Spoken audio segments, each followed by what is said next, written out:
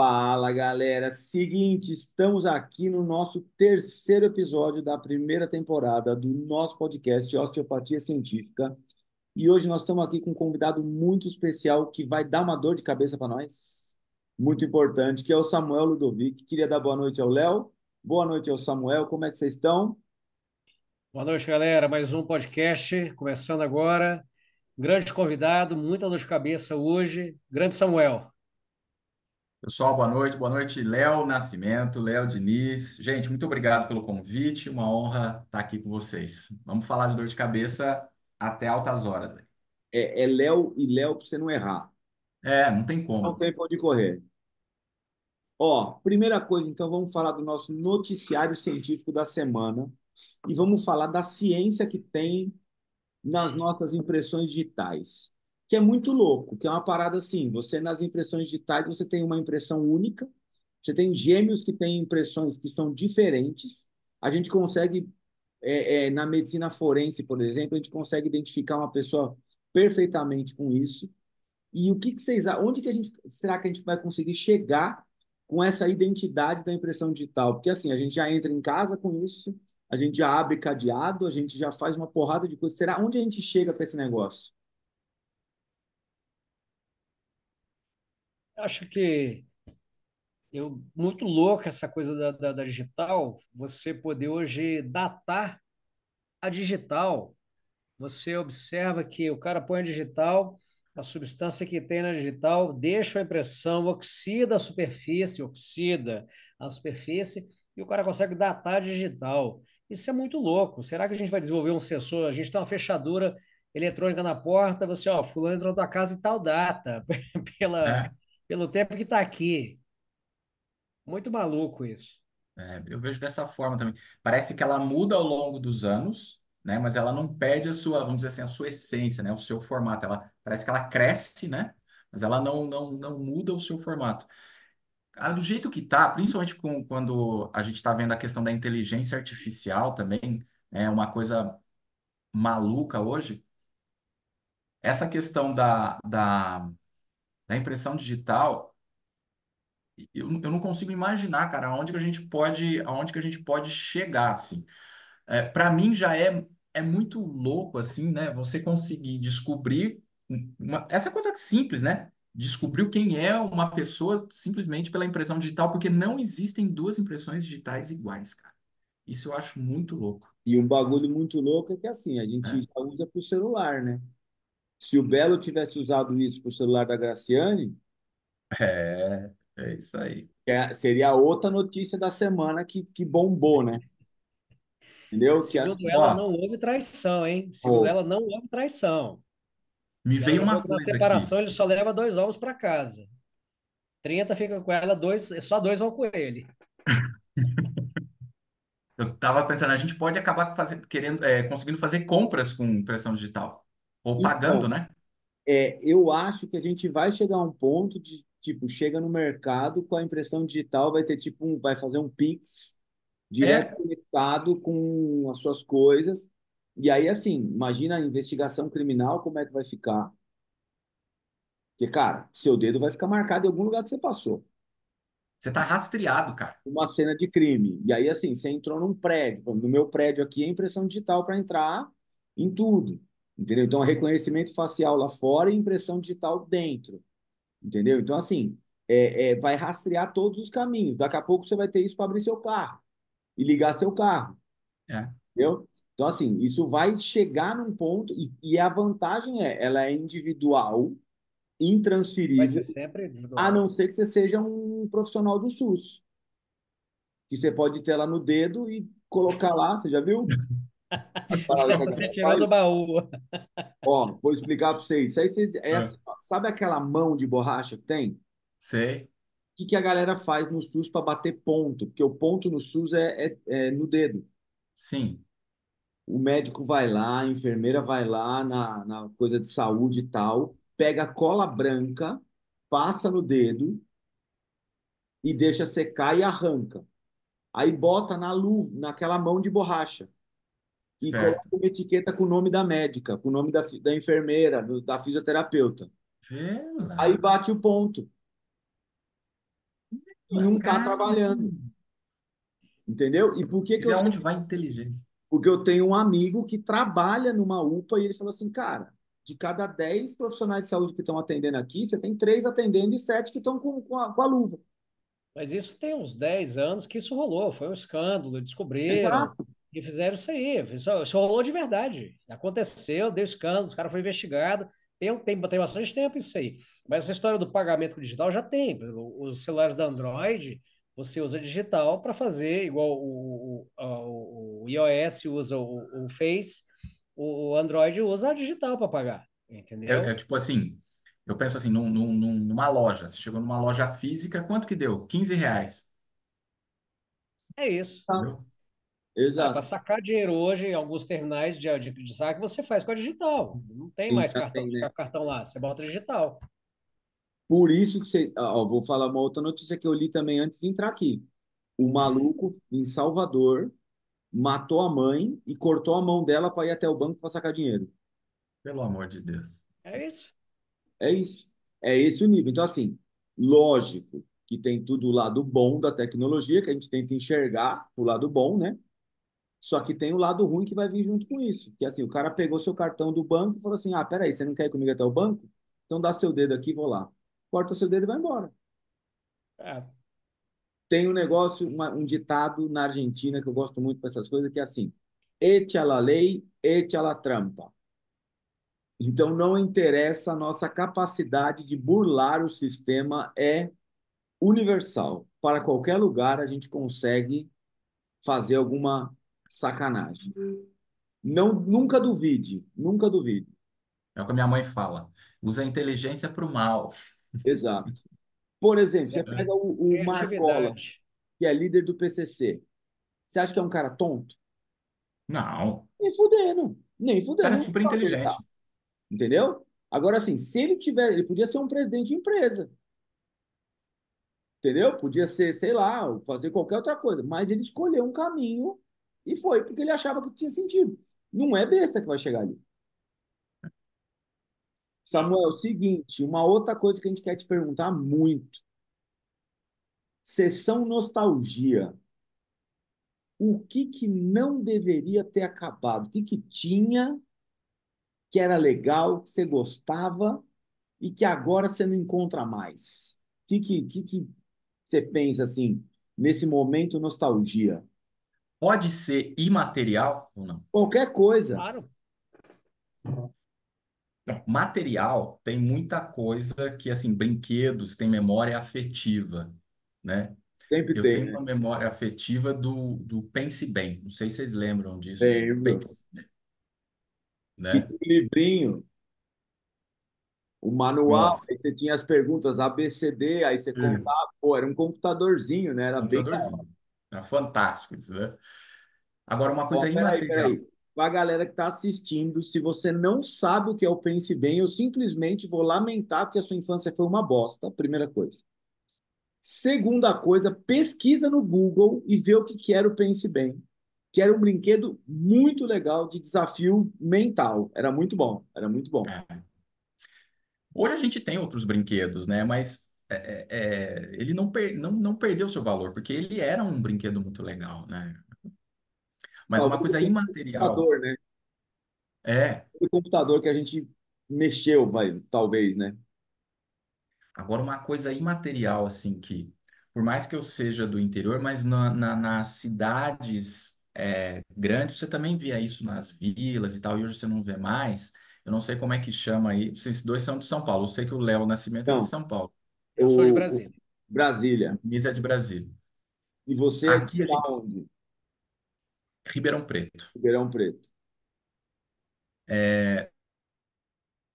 Não sei como é que vocês chamavam aí, que era o taco ou betes. Bete. Eu jogava demais. Que é você jogar, brincar na rua, parar, esperar passar o carro Exato. e voltar. E a gente pegava a latinha, colocava. Vocês lembram do betes, né? Sim, Jogar taco. Isso você não vê mais em nenhum lugar. A galera pode ficar sentada lá na vila, brincando e tal, mas é no celular, cara.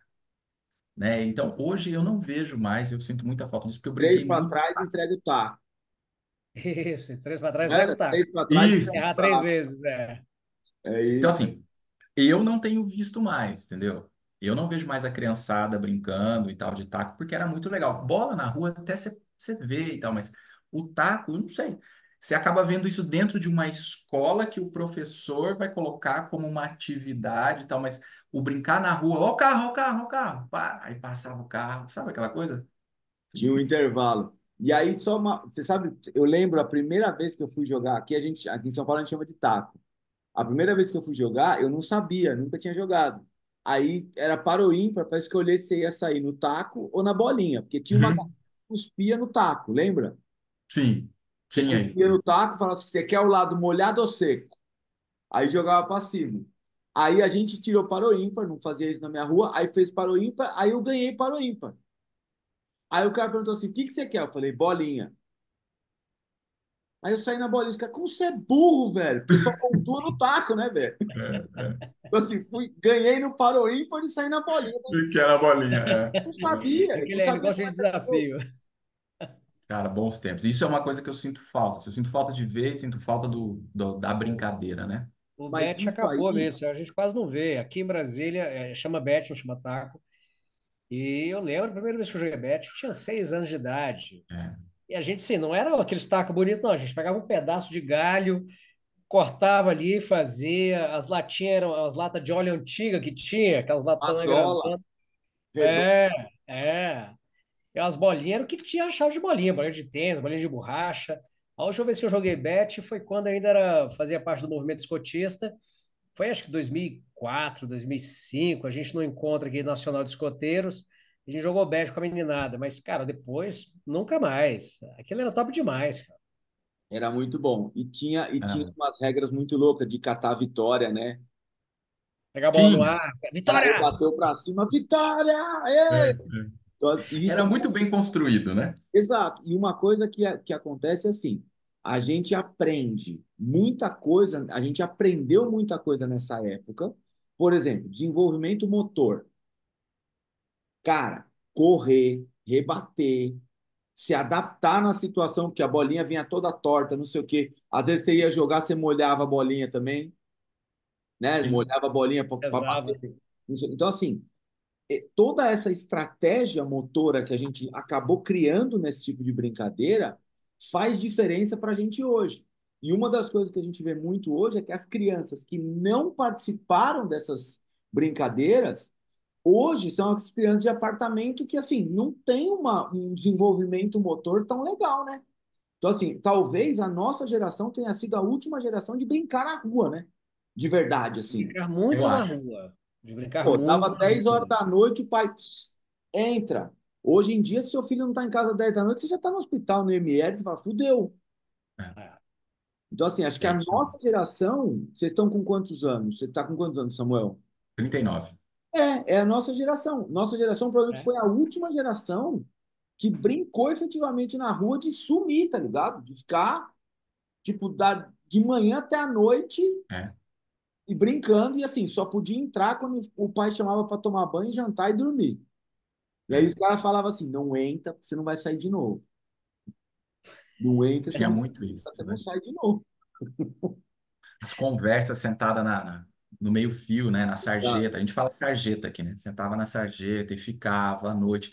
Não havia perigo. A mãe estava lá fazendo janta, o pai, enfim, estava em Sim, casa. Dava, sei lá, 9 horas, 10 horas. Ô, ô, vamos, tem bora. escola amanhã e tal, né? E tava lá. Ninguém ia passar e levar você ou violentar. Era difícil isso Mas todo acontecer. mundo se conhecia. Todo mundo se conhecia, Você pegava a né? vizinhança, você conhecia todos os seus vizinhos, você conhecia todo mundo da sua rua. Ah, esse aqui é o filho de não sei quem, esse aqui é o irmão de não sei quem, esse aqui é o. Não sei o quê. Todo mundo se conhecia. Tinha um senso comunitário diferente do que a gente tem hoje. Hoje, às vezes, você mora num prédio, você não conhece as pessoas que moram no mesmo prédio que você. Você encontra a É. pessoa pela primeira vez no elevador, oh, você mora aqui, não sei o quê. Então, assim, a gente acho que perdeu a vontade de conhecer as pessoas tão perto, que é uma outra O, coisa. É, a, tec- É, a tecnologia veio para afastar a gente, na verdade, né? exato. Porque aqui, por exemplo, onde eu passei a maior parte da infância e da adolescência, aqui em Brasília, não sei se você conhece Brasília, o Samuel, ainda não. o Léo você conhece, que já veio aqui várias vezes. Então, assim, a gente tem as super quadras aqui no plano piloto. Então, são quadras com 10 blocos, entende? Então, nessa época, era uma meninada louca, a gente saía, pedalava, e aí eu me lembro quando formaram um grupo assim de WhatsApp do pessoal que morou nessa quadra que eu passei, onde eu passei a infância, a adolescência, cara, só de menino que se conheceu ali, tinha mais de 150 que passou, eu fiquei 20 anos nesse lugar. Então, assim, a gente saía, pedalava, jogava bet, jogava bola, era assim, o pessoal tinha FIFA. essa conexão, porque, cara, eu fui ver celular, assim, fui ter celular a primeira vez na minha vida em 99. Eu já tinha 22 anos quando eu fui pegar um celular, entendeu? Na mão é meu, o celular é meu, eu já tinha 22 anos. A primeira vez que eu vi um celular foi em 95. E era o tijorola. Ó, desse O tamanho. Nokia. Era Você lembra? aquele, é aquele que É, quisesse roubar, era só dar na cabeça. tinha É, os Motorola gigantão assim. Então, assim, coisa que a gente aproveitou. Hoje, o Léo tem filho, eu tenho filho, os meninos já nascem com o celular na mão, né? é. Então, a tecnologia afastou, ajudou, mas afastou. Sabe uma coisa que me incomoda, falando disso, você falou de apartamento, eu me lembrei assim de elevador. Eu sou um cara que, quem eu tiver na rua, ou sei lá, entrou no elevador, tal, mesmo que não conheça, um dia, tarde, sabe, eu tenho essa coisa, né? E hoje, dependendo da pessoa, você fala isso, a pessoa já pensa em segundas intenções, né? Principalmente mulher. Esses dias eu estava correndo, esses dias agora, eu estava correndo aqui perto da minha casa, mas assim, um trotezinho, tranquilo, e veio uma moça também andando, assim, fazendo exercício. A gente ia passar próximo, mas como tem árvores fechando o caminho, ela fez assim, ó, pluf. Eu me senti mal pra caramba, cara. Exato. Sabe assim, ela atravessou a rua porque ficou com medo, sabe assim? E eu Sim. sei que é vizinho e tal. Então, essas coisas, né, cara, essa mudança né, de pensamento, e as pessoas mais com medo, mais receosas, mais desconfiadas, mais individualistas, né? Isso é muito ruim, né, cara? É, eu acho. E tem um negócio que eu falo dessa época que assim, eu tenho a cada 2, 3 meses aqui em São Paulo a gente faz um churrasco dos amigos de infância. Então a gente se junta, a gente morava na mesma rua, e a gente se junta e faz um churrasco. E aí eu sempre falo pra galera, eu falo assim, você tem noção que um dia a gente jogou bola e era a última vez e a gente não se ligou? É, Um dia você jogou taco com seus amigos de infância e foi a é, última vez que você jogou. E ninguém é. ficou, não, vamos despedir, vamos. Não, não. Não, Vamos não para casa sabia. só. Acabou. Um dia a galera tava na rua e o pai chamou, vocês foram para casa e acabou, vocês não voltaram mais. Porque Você não aí saiu um mais. mudou na faculdade, outro mudou de cidade, outro foi não sei o quê. Então, assim, a gente teve um negócio muito legal com esses amigos, com essas amizades, só que ele foi perdendo, perdendo, e hoje nossos filhos não têm. Não tem. Não Porque tem. é o amigo da escola, é o amigo do prédio, é não sei o quê. Eu lembro uma vez que eu fui levar o meu filho para jogar futebol, e aí era um campo de terra, que é na várzea. Olha a cabeça dos moleques. Os moleques no carro estavam olhando assim, eu fui estacionando o carro para chegar no campo, e lá falou assim: Nossa, é campo de saibro? Era É terrão. terra mesmo. Aí eu falei: Cala a boca, moleque, pelo amor de Deus, você não fala isso, vai estar na cara que você é de apartamento. Pelo amor de Deus, cala sua boca. Ele achou que era sábio, era um terrão. Terrão. Ele nunca tinha visto um campo de terra. Jogo de terra. Ele jogava na escola, no society, na quadra. É isso. E a gente jogava bola num campo que tinha mais buraco que coisa. É. Era tipo cross-country e futebol junto. Então, é. Entendeu? Então, assim, a nossa propriocepção de tornozelo foi testada ao máximo. Cara, Nunca virei o tornozelo da vida. Não tinha como. é, Porra, jogar bola eu descalço, hoje jogar bola de moro. chinelo. Isso, eu Exato. moro em Ribeirão Não Preto, saía mas do pé, ela chutava. Oxi, ainda dava eu, eu, efeito na bola. eu moro em Ribeirão Preto, mas eu sou de uma cidade de 50 e poucos mil habitantes, em São Paulo, né? E lá, por uma questão turística, é paralelepípedo, a maior parte da cidade ainda. Então a Como gente, a chama? rua da. Hã? Como chama a cidade? Uma São José do Rio Pardo. Ah, sim. E é paralelepípedo. Então, a gente jogava bola na rua, colocava o chinelo como gol, né? E descalço, cara. Aí você falou do controle motor, tornozelo, cara. Descalço no paralelepípedo, cara. Você entendeu? Até Capaz de hoje, hoje. a tampa do seu dedão lembra. Ia falar disso, a tampa do dedão. Eu ia para Cuiabá visitar meus primos lá em Cuiabá, e a gente jogava bola na rua descalço. Quem não conhece Cuiabá, Cuiabá é quente pra cacete. A gente esperava chover para jogar bola no asfalto, que ficava mais frio. Tudo descalço. Todo mundo terminava o jogo sem tampa do dedão. Parte do jogo. É, mas essa do Cyber foi legal, cara. Não, que é isso. Nós falei, moleque, você cala a boca, você não fala pra ninguém isso. Porque ia estar Fala muito mal. sério, tu leva teu filho para jogar no Cyber, é Tá isso. certo. É, fala, pronto, cala a Ó, boca, moleque, não dá dessa. esses dias eu recebi um vídeo, assim, todo dia, quase todo dia eu recebo porcaria. Esses dias eu recebi um vídeo tipo assim, acho que era na Hebraica, aí em São Paulo, uma quadra da Hebraica. Tinha uns 10 moleques jogando futebol de salão. Mas, nossa senhora, cara, você precisa de ver, cara. Assim, os Eu vi, adolescentes, eu vi esse vídeo. mas é a visão do inferno, cara. Você viu? A falta do controle motor, do dia inteiro Não ficar no tinha celular, noção do que estava não fazendo tem ali. noção, cara. Ele não tem noção do corpo, da Exato. posição do corpo no espaço, você entendeu? É péssimo. É péssimo. Isso é o problema, dois problemas: a falta de educação física escolar decente É, e a falta de brincar na rua. Essa geração não tem as duas coisas. Aí Pô, fudeu. eu tive um paciente que eu vi a primeira vez com 6 anos. E aí ele voltou com a mãe quando ele tinha 14 anos. Aí tava um moleque, um galalau gigante e tal, e lá tratando dele e tal. Aí eu falei, cara, você precisa sair, fazer mais atividade física, se movimentar mais e tal. Ele, pra quê? Se no videogame tem tudo. Eu posso jogar bola, basquete, tênis no videogame. é isso. É Isso isso é aí. uma bosta. Aí, ó, momento nostalgia já fez a gente lembrar de muita coisa da hora da nossa infância. E se você está assistindo esse podcast e você não brincou na rua, nós lamentamos demais pela sua falta de habilidades motoras para a sua vida. E espero que você recupere isso de alguma forma para não ser um paciente de dor crônica por resto da sua vida. É, Ou então chegar na idade do Samuel não dá conta de calçar um tênis e você cair no chão. é Tá? isso aí. É isso mesmo. Samuel, vamos nós falar do que você trouxe para a gente. Primeiro de tudo, eu queria te parabenizar pela escolha do artigo, que eu até comentei com o Léo e comentei com você também, que é assim, fazia tempo que eu não lia um artigo tão bem estruturado em termos de metodologia. Então, assim, ele é muito bem feito, muito bem descrito, e eu espero que a gente consiga destrinchar ao máximo isso que você trouxe para a gente. Então, primeiro, obrigado, porque esse artigo é sensacional, e vamos ver se a gente consegue tirar o melhor dele aí, porque ele é muito bom realmente. Legal. Esse artigo que eu coloquei para vocês, que eu passei para vocês, é um artigo de 2020 ou 21, se não me falha a memória, 20 ou 21. 21.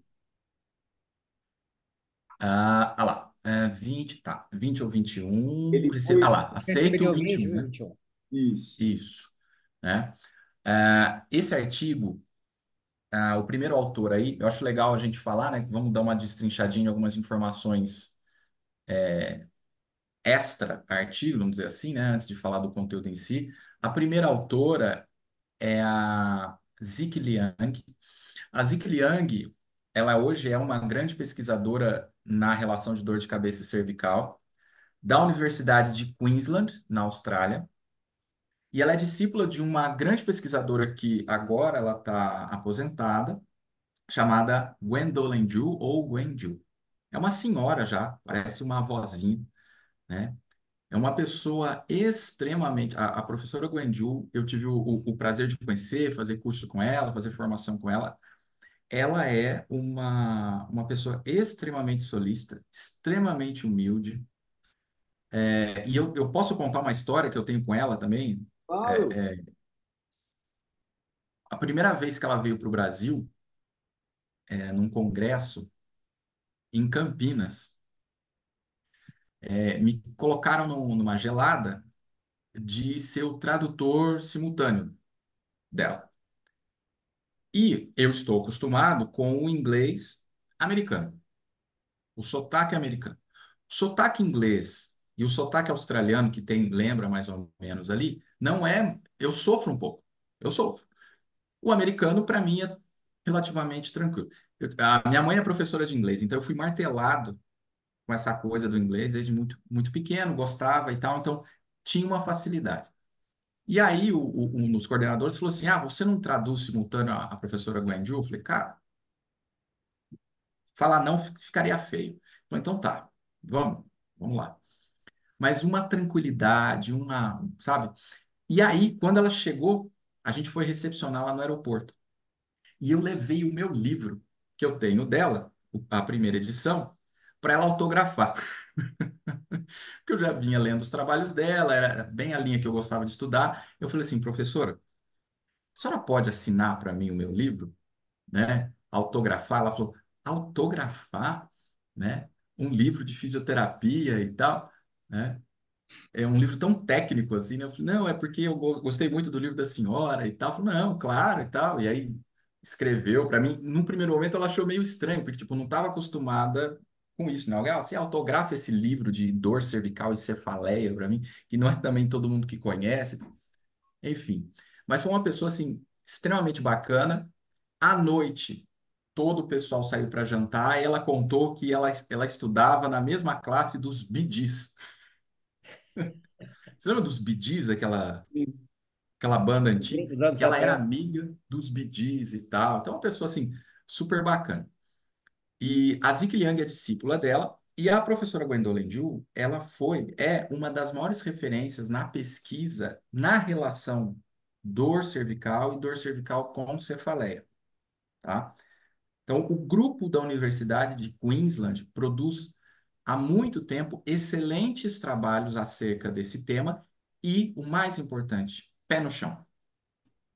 Então, sem forçar a barra em alguns assuntos, sem querer puxar a sardinha para fisioterapia, sabe, muito pé no chão, né?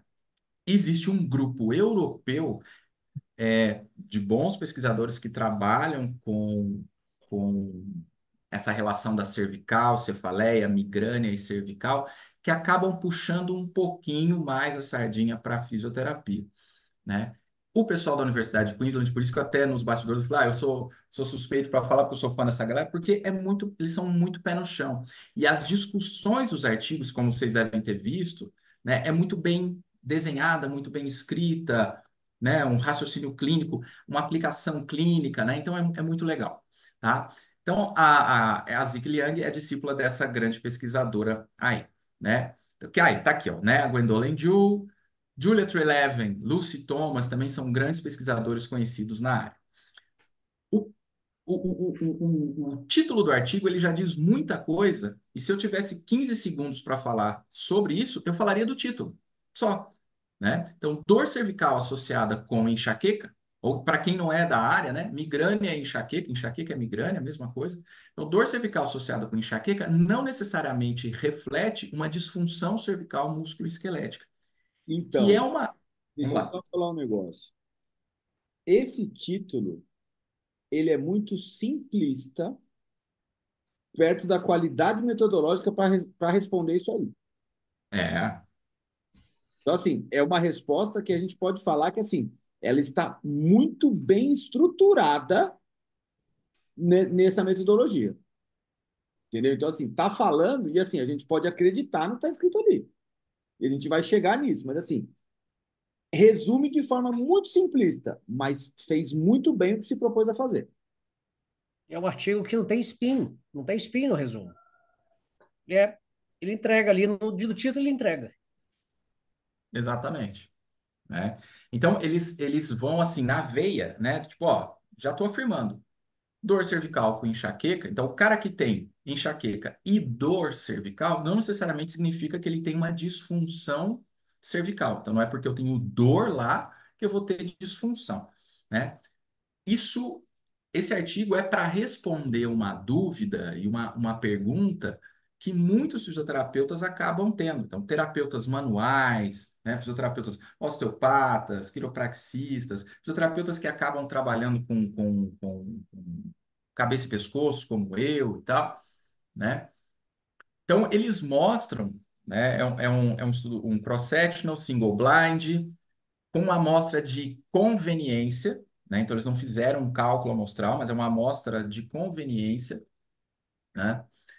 E o que que eles quiseram mostrar, né?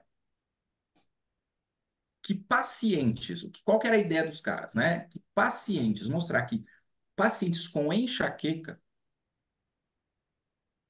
não é porque eles apresentam dor cervical associada, e eu preciso contextualizar aqui que mais de 70% dos pacientes com migrânia têm dor cervical, então é um número relativamente alto, né? Então, um pouquinho mais de 70% dos pacientes com enxaqueca. Vamos falar enxaqueca para fixar numa coisa só.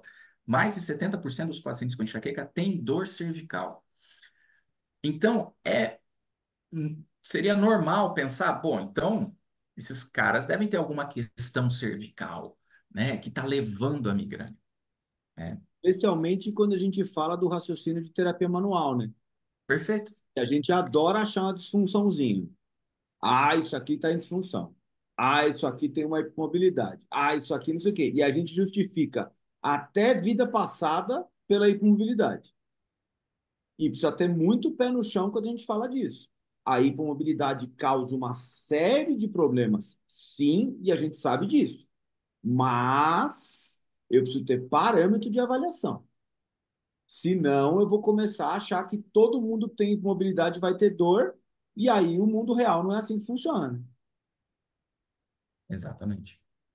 Exatamente. Então, eles colocam em xeque aqui, né, para a gente poder entender o artigo, para não ficar uma coisa extremamente muito estatística e tal, mas eles colocam em xeque aqui se esses pacientes, já que uma vez que 70% apresentam dor cervical, se esses pacientes têm como gatilho, ou qual é a importância da cervical nesses pacientes, né? Então, será que as disfunções ali encontradas, elas têm relação direta com a migrânia? A verdade é que pode ou não ter, mas existe uma certa, eu estando nesse meio, eu vejo, existe uma certa forçação de barra nesse sentido. E eu acho que eu sou terapeuta manual também, então, principalmente, eu acho que dentro da terapia manual, quem gosta de trabalhar muito com terapia manual, acaba puxando um pouco isso. E quanto mais você estuda enxaqueca, mais você percebe que a cervical é uma peça do quebra-cabeça, uma peça importante, mas é uma peça do quebra-cabeça. Você não vai conseguir resolver a enxaqueca do cara simplesmente mobilizando, por exemplo, a cervical, né? E uma coisa que é importante a gente bater aqui para contextualizar é a relação, por que dessa questão cervical e migrânia? Porque existe uma relação neuroanatômica, neurofisiológica da cervical alta com o trigêmeo. O trigêmeo é o quinto par craniano, essencialmente sensitivo e uma pequena parte motora, né? Músculos da mastigação. Então, para você sentir a sua face, é trigêmeo. O pelinho que você tira, né? Então, a mucosa, 2/3 da língua, isso é trigêmeo, tá? E existe uma relação de convergência entre as informações que vêm do trigêmeo com as informações das raízes altas da cervical. C1, C2, né? Principalmente C1 e C2, um pouco de C3, e dessa região parietal para trás é cervical. Daqui para frente, sensibilidade de trigêmeo.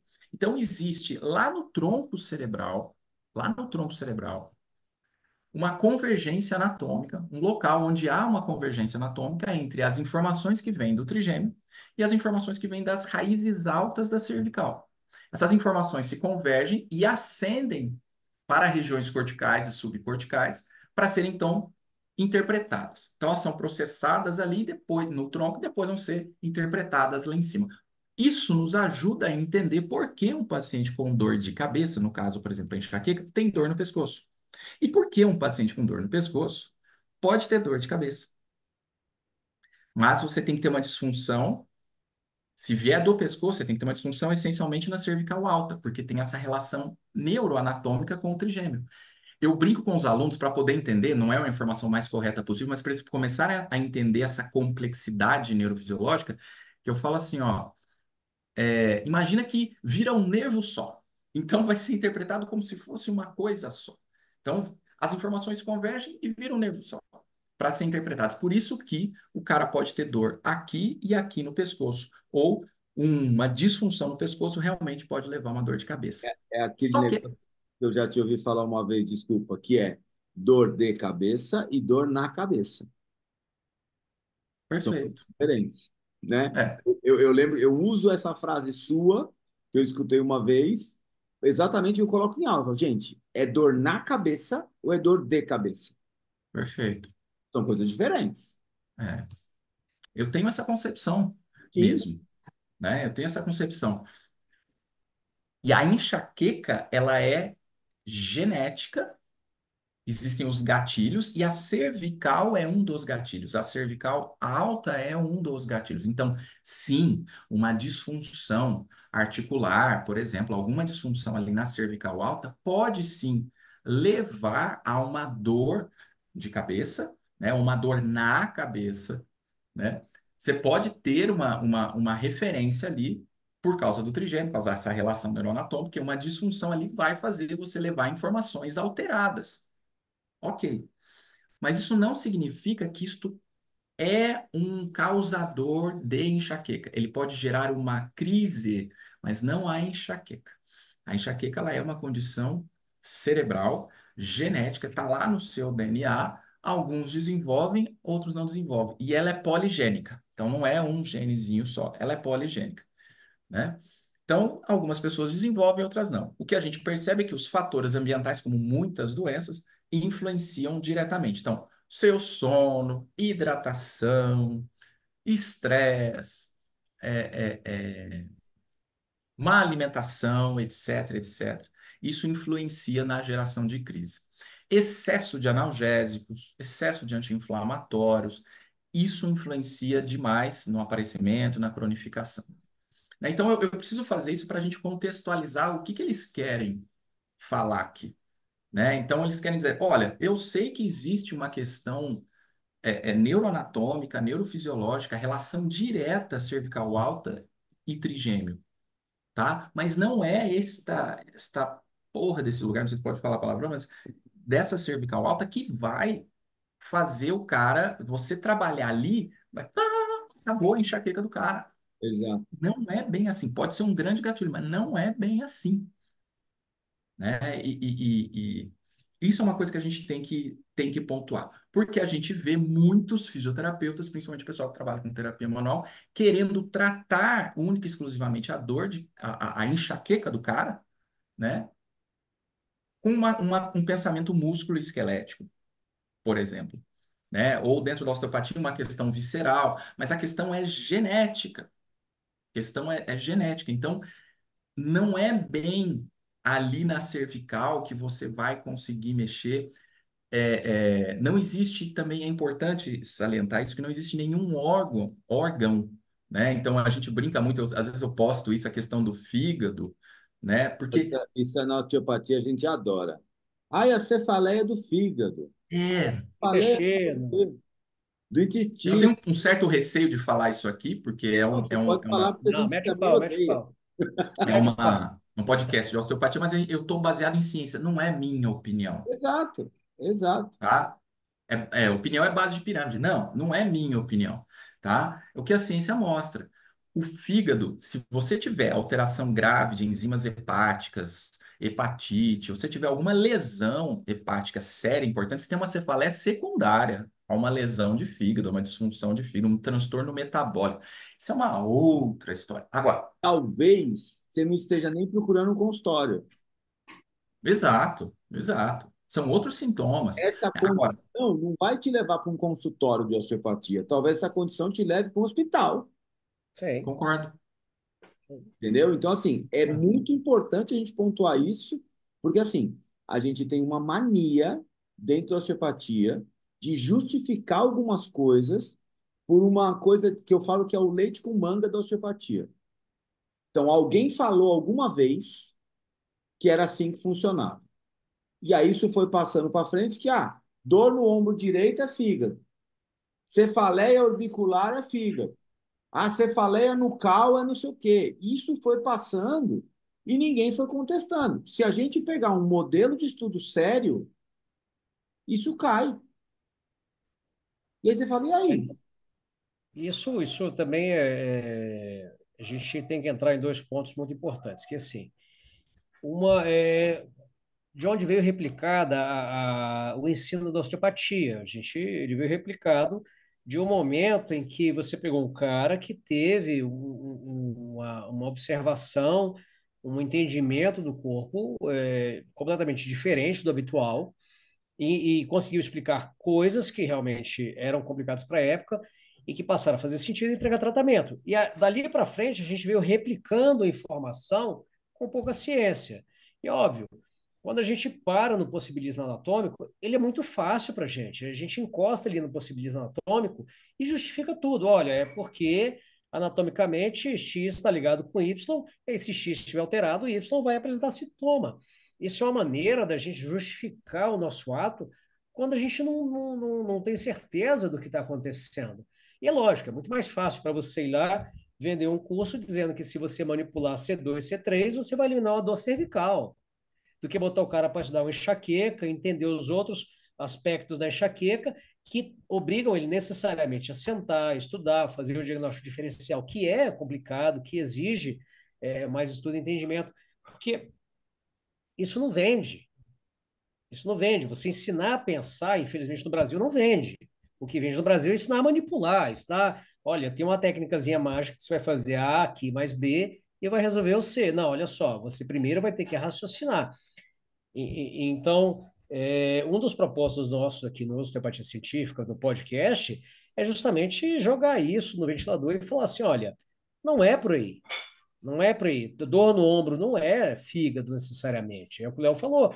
O cara que está com problema no fígado, ele não vai procurar o osteopata primeiro, porque ele tem diversos outros sintomas antes dele parar no osteopata. Ele tem problemas clínicos, que ele precisa de tratamento clínico. E ali, se o cara chega no teu consultório, você faz uma avaliação bem feita, ele relata aquela alteração hepática, você tem meios para entender que o que ele está sentindo tem relação com aquela alteração hepática, mas não quer dizer que, olha, o seu problema é exclusivamente do fígado. Não, não é. Ele é influenciado por. É o caso do artigo aqui que a gente está vendo. Aprender a fazer essa raciocínio clínico um pouco mais judicioso, mais criterioso para não cair nessa falácia do anatomismo. Leite com Perfeito. manga, aqui não é lugar de leite com manga. Combinado? Porque assim, ou a Isso gente aí. começa a enxergar real e cientificamente as coisas, ou a gente cria processos que não são replicáveis. E esses processos que não são replicáveis são uma merda quando você está com o seu paciente na sua frente. Porque você vai chegar lá e falar assim: a sua cefaleia é por causa do fígado, eu vou bombear seu fígado. O que vai acontecer? Não, ele não melhorou a cefaleia, você perdeu a credibilidade com o paciente. Então, se você não souber avaliar mecanismos, raciocínio clínico para entender o que é essa cefaleia, você pode ser o melhor manipulador de cervical ou o melhor bombeador de fígado do mundo. Você não apresentou a solução. Você está fazendo tentativa e erro. Então, É. assim, não dá mais para fazer isso. Então, assim, isso é um incômodo nosso dentro da osteopatia. E eu falo muito assim: eu sou o cara que tem o direito de falar porque eu tô dentro. Eu tô dentro. O Léo tá dentro disso. Entendeu? Então, a gente faz isso todo dia. Então, a gente tem o direito de falar porque a gente está sendo lesado por essa palhaçada. Entendeu? E mais do que isso, a gente já rodou outras técnicas dentro da fisioterapia, dentro da terapia manual, e eu sempre falava, gente, a gente só trata o que a gente conhece. Quando você não conhece, quando você não sabe o que você está vendo, você tem duas alternativas. Ou você fala para o paciente assim, cara, eu não sei o que está rolando contigo, eu não sei te tratar. Ou então você cria um problema para aquele paciente na tua cabeça, olha, o teu problema é causado por isso. E você trata o problema que você criou e espera que o paciente melhore. Entendeu? E aí, muita gente, com o paciente melhora, o que que ele faz? Não, não, mas você não fez o que eu pedi. Você fez aquilo, você faz aquilo, você deixou daquilo, e você acaba dando um jeito de botar a culpa no paciente. Mas ir lá e estudar, falar assim, cara, eu não sei o que é isso. Em vez de você sentar a bunda e estudar, o pessoal vai fazer o quê? Ele cria uma explicação anatômica, fisiológica, tirado de pensamentos da minha cabeça, voz da minha cabeça, e trata aquilo. E aí, se não melhorou, a culpa é do paciente. Mas, Samuel, você pode continuar falando que a cefaleia não é do fígado, porque a gente sabe que não é. Não, e hoje mesmo eu apanhei por causa disso, né? A gente tem que contextualizar para depois eu falar da questão do artigo, né? Porque não é todo mundo, às vezes, que tem que entende sobre enxaqueca ou sobre essa relação. Eu acho legal a gente sempre nivelar. E hoje mesmo eu apanhei entre aspas, né? Fiquei sabendo que a pessoa não fala na minha frente, né? Eu estava na academia, o personal lá chegou para mim e falou assim: cara, me diz uma coisa. A enxaqueca, ela realmente não tem relação com o fígado? Falei, cara, não é a causa. Mas por que você está perguntando isso de uma hora para outra? Ele falou, não, porque tem um professor aqui que começou a fazer medicina tradicional chinesa. E ele disse que você está errado. Eu falei, eu, Samuel? Ele falou, porque ele te acompanha também no Instagram. Ele falou assim, eu já vi o Samuel que fala que não tem nada a ver com fígado, mas ele está errado. Tem sim. Dor de cabeça, enxaqueca, é fígado. Por causa disso, disso. E aí a medicina tradicional chinesa tem algumas coisas ali importantes, relevantes, mas você quebra, você estraga a ciência ali, a filosofia deles por causa disso. Porque ele falou assim: quer ver, ó, põe a tua língua para fora, faz não sei o quê, faz não sei o quê. Você tem. Começa a nocebar o cara. Né? Ele falou: olha, ele mandou, Samuel, o meu personal falando, mandou eu colocar a língua para fora, falou: ó, você tem problema de pulmão. Porra, não é assim, cara. Isso é um diagnóstico. Você entendeu? Então, são essas coisas às vezes vão sendo passadas, né, de pessoa para pessoa, e aí vem todo mundo falando a mesma coisa, aí vem um reles fisioterapeuta falando que não tem nada a ver com o fígado. Você apanha, já apanhei no Instagram, assim, né? De falar, cara, você não sabe o que você está falando, e não sei o quê. E eu não sou de ficar dando carteirada, não, cara. Não, não é o meu perfil. Eu só dou um joinha, né? Enfim. Ou eu falo, estou embasado em ciência, cara. Porque não tem essa relação, tá? A enxaqueca, ela é genética. É que as pessoas às vezes pensam assim, eu comi alguma coisa que me fez mal, atacou o fígado, né? E aí, quando eu como isso, me ataca o fígado, que é uma coisa meio popularesca isso, né? Não tem essa relação. E aí eu tive dor de cabeça. Existe uma relação gastrointestinal, sim, como geradora de uma crise, gatilho, tá? Então, você come mal, você se alimenta mal, você gera disbiose. Então, você altera a microbiota, gera disbiose. Citocinas pró-inflamatórias são aumentadas.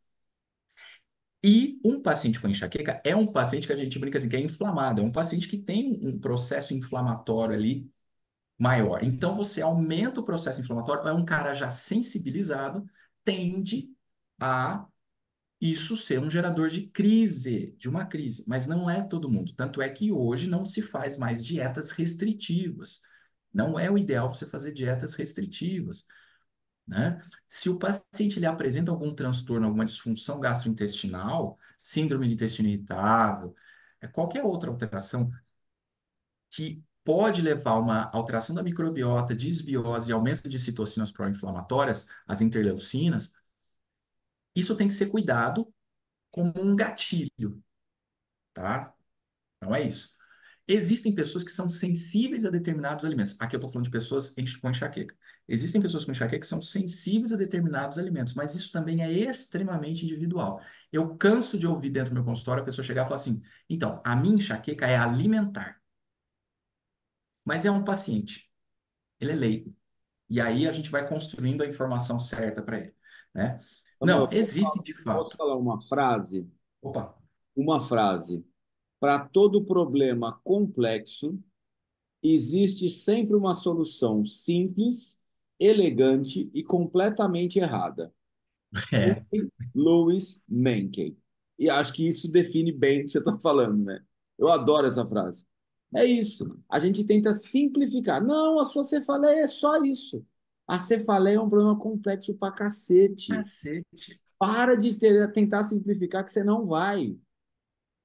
Eu digo o seguinte, o paciente fala, mas fulano falou que isso. Eu falo assim, olha, se fosse simples assim, não precisava ter a nossa profissão. Exato. Não precisava ter o médico, não precisava ter um tratamento, não precisava ter estudo. Vocês estão simplificando algo que não é simples. É lógico, a gente não pode tornar complexo demais algo que não é tão complexo. Que é o outro Ser problema. trabalhoso é diferente de ser complexo. Tem coisas que são trabalhosas de tratar, mas tem solução, né? Mas, continua, Júlio. Continua, Samuel. Então, o que a gente sabe hoje é que existem alguns alimentos, eu acho legal falar isso, né? Que existem alguns alimentos que tendem a gerar crise em algumas pessoas. Por quê? Porque talvez aquela pessoa tenha uma sensibilidade, a gente não sabe exatamente. Quais desses? O vinho tinto, pelo excesso de flavonoides, ele tem 20 vezes mais do que o vinho branco, né? E ele tem histamina. Histamina, a gente sabe que em excesso, ela é alergênica, então isso pode gerar uma crise. Ah, Cafeína, a cafeína em excesso, porque ela é estimulante. A gente tem muito glutamato liberado na enxaqueca, que é um neurotransmissor excitatório. A cafeína vai excitar mais o cérebro. Eu falo que o cérebro do enxaquecoso é uma rave, e aí você joga muita cafeína, então mais de 200 ml no dia para o enxaquecoso acaba sendo ruim. Aí queijos amarelos, envelhecidos, tem tiramina, essa substância também pode ser muito excitatória. Então, existem alguns alimentos, sim. Ah, e aí a moda da medicina integrativa. Pô, se é para falar, a gente vai falar. Nós tem a moda da medicina integrativa. E aí eles começam a proibir um monte de coisa. Então você tem que parar de comer glúten, você tem que parar de todo quanto é lácteo e não sei o quê, que não sei o quê, não sei o quê, né? O glúten, em alguns pacientes, pode ser inflamatório. A lactose, não. Existem pacientes que têm intolerância diagnosticada. Agora, o grande problema não é a lactose, a maioria dos casos, o grande problema é com a proteína do leite, que é a caseína. Então, em alguns pacientes com enxaqueca, que tem uma certa sensibilidade, né, ao metabólito, né, você tem a digestão subproduto da caseína ali, acaba sendo sensibilizador, gera processo inflamatório, aí o paciente tem uma crise de enxaqueca. Então, existem a caseína beta, a caseína um e a 2. A gente vai falando, se deixar, eu vou falando aqui, cara. Senão eu bora, acabo bora. fugindo do tema, mas. E é bom porque nós estamos aprendendo. Essa é a nossa E vantagem. assim, ó. Você tem vacas A1 e vacas A2. A vaca A1, ela vai dar a proteína, a beta-caseína 1, que é o leite de caixinha que a gente toma aí, normal. Só que existe uma mutação genética, fizeram uma mutação genética de vacas que a gente chama de A2, A2. E aí, a caseína, ou seja, a proteína do leite dela, que ela produz, é mais leve, mais fácil de digerir. Passa no supermercado amanhã, você vai olhar que tem lá na parte de leite, um leite da Piracanjuba, azul e branco, escrito A2. A2 significa que é de vacas A2 A2. A caseína é mais leve para digerir. Então, o paciente tem menos sensibilidade. Então, o paciente fala assim: há muitos anos eu tomo leite sem lactose. E às vezes ele podia tomar sossegado. O problema dele era a caseína. Importante, já que você está falando disso, o achocolatado é da vaca marrom? Olha, pode ser, né? Eu tive essa dúvida. Quem sabe, né? A da vaca Bom, malhada. e Toddy Ah, eu prefiro do que Nescau. Se for é igual Pepsi e Coca-Cola, eu sou do time Pepsi e eu sou do time Toddy. entendi. E o cappuccino é da vaca malhada, é isso? E o vaca da vaca malhada, Tá exatamente. certo, tá certo. Então, é bom, Você viu, cara? é Você importante viu aonde? ser. Ó, você viu aonde a gente tem que ir, cara? Você começa a estudar e você vê que você fala, porra, velho, Falou olha das para onde a vacas. gente tem que ir, né? Então, às vezes, alguns pacientes têm sensibilidade por causa que eles não conseguem digerir a caseína desse tipo de vaca, do leite normal. Aí ele começa a tomar A2 e isso passa, né? E aí você vem falar para mim que a enxaqueca é uma coisa, né? Então, não, você tem vários gatilhos, glúten, a parte láctea, mas isso é muito individual. tá? Então, essa a gente tem que ficar claro. E o fígado, coitado, eu falo, eu sempre coloco lá, hashtag deixem o fígado em paz, porque Sim. não tem essa relação, né? Aliás, o fígado anda culpado de tudo, né? É dor no ombro, é dor no olho, é dor de cabeça. É, E se a gente aí está vem o falando de enxaqueca, detox, É o detox. aí Importante a falar do galera tem detox. que fazer detox do fígado, aí vai, aí é tudo culpa dele. Quando não assim precisa fazer uma como constelação familiar, porque essa cefaleia tem alguma, essa enxaqueca tem alguma coisa de constelação familiar no meio, é, é algum começa a problema. misturar. É, Então, assim, deturpam a osteopatia, deturpam a medicina tradicional chinesa, deturpam a todas essas, vamos dizer assim, essas filosofias, essas formas de trabalho, né? Por causa dessas questões, por falta de conhecimento, muitas vezes. Mas o que Existe um acontece efeito, é que a maioria das coisas são problemas complexos. Quando você tem um problema complexo, a pessoa não tem o tratamento. Imagina uma pessoa com enxaqueca, certo? Aí, quantos profissionais ela deve ter passado na vida dela para tentar descobrir uma solução mínima? O que exatamente, acontece? Ela começa a tentar de tudo. Então, o que ela faz? Ela fala assim: não, eu vou na acupuntura, eu vou na constelação, eu vou fazer medicina germânica, eu vou fazer não sei o quê, eu vou no osteopata. E cada um fala uma coisa. Por quê? Porque é um problema complexo. Então, por ser um problema complexo, cada um olha só dentro da sua caixa e não enxerga o paciente inteiro. Uma das coisas que a gente aprendeu nesse podcast aqui, com o nosso primeiro convidado, que foi o David Poulter, é o seguinte: o paciente, ele é uma panqueca. E isso eu nunca vou esquecer. A panqueca hum, é feita de farinha, ela é feita de ovo, ela é feita de leite. E depois que você misturou os fatores biopsicossociais, você não separa mais.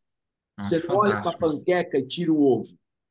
Você não olha para a panqueca e tira a farinha. Não dá mais. Entendeu? Então, assim, esse exemplo para mim foi um negócio que eu fiz. Nossa, caiu todas as fichas.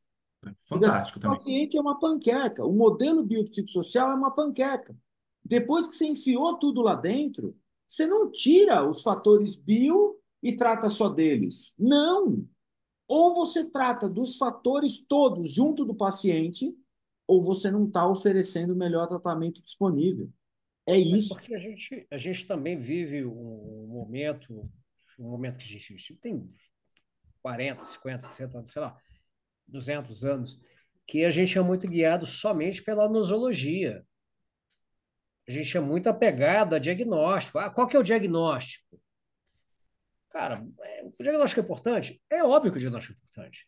Mas se você não souber pegar esse diagnóstico, colocar no seu contexto clínico, no contexto do paciente, para poder fazer uma avaliação adequada, encontrar o que de fato é a sua parte específica no tratamento e como você tem que lidar com o restante dessa panqueca, de nada serve esse diagnóstico. Isso simplesmente vai fazer você ser mais e mais cego à necessidade do seu paciente. E Exato. é óbvio, a gente tem um problema muito grave que é a falta de comunicação dos profissionais. Eu não estou falando só entre o fisioterapeuta e o osteopata, o fisioterapeuta médico, o osteopata médico, não.